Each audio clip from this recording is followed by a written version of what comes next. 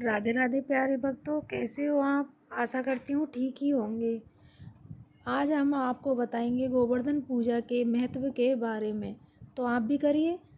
गोवर्धन की पूजा दिवाली के अगले दिन गोवर्धन पूजा की जाती है। मथुरा और वृंदावन में गोवर्धन पूजा का त्यौहार बड़ी धूमधाम से मनाया जाता है। कथा अनुसार भगवान श्री कृष्ण ने ब्रजवासियों और जानवरों को द्वापर युग में इंद्रदेव के प्रकोप से बचाने के लिए अपनी छोटी उंगली पर गोवर्धन पर्वत उठाकर सबकी रक्षा की।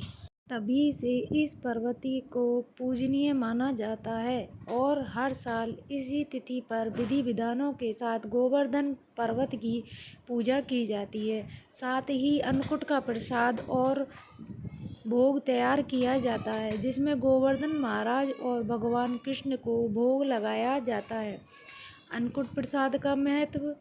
इस दिन गाय के गोबर से सभी अपने घरों के आंगन में गोवर्धन पर्वत की प्रतिमा बनाकर पूजन करते हैं, जिसके लिए अन्नकूट का प्रसाद बनाया जाता है। यह प्रसाद विशेष होता है क्योंकि माना गया है कि जब बारिश के कारण सभी ने पर्वत का सहारा लिया, तब भोजन के लिए जिसके घर में जो सब्जी उपलब्ध थी वह लेकर आए और सभी सब्जियों को मिलाकर आग पर पकाया तथा तभी से इस सब्जी को गोवर्धन प्रसाद माना गया है।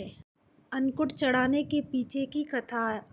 गोवर्धन पूजा के दिन ही मंदिरों में अन्नकूट उत्सव का भी आयोजन किया जाता है।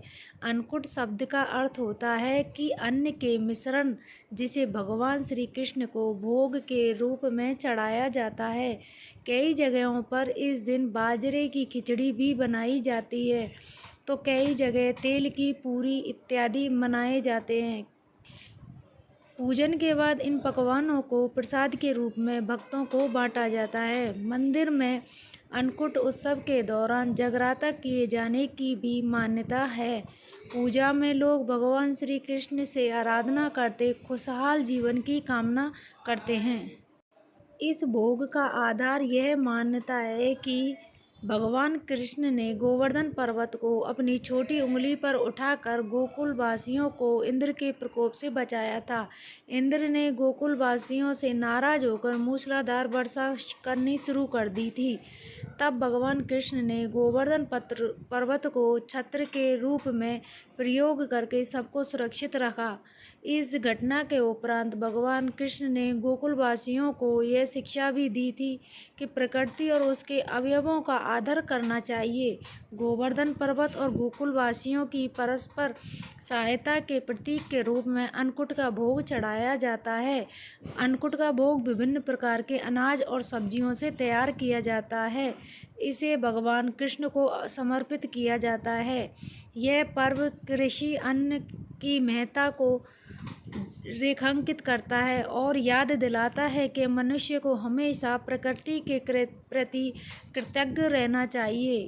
गोवर्धन पूजा का यह उत्सव न केवल हमारी धार्मिक आस्था को मजबूत करता है, बल्कि यह प्रकृति के साथ सामंजस्य बनाए रखने की प्रेरणा भी देता है। इसलिए अन्नकूट का भोग गोवर्धन पूजा का एक अभिन्न अंग है, जो भक्ति समर्पण का प्रतीक माना जाता है। अगर आपको यह वीडियो अच्छी लगी हो तो कमेंट में राधे राधे लिखना नहीं भूलिए और राधे राधे ज़रूर लिखिए। राधे राधे।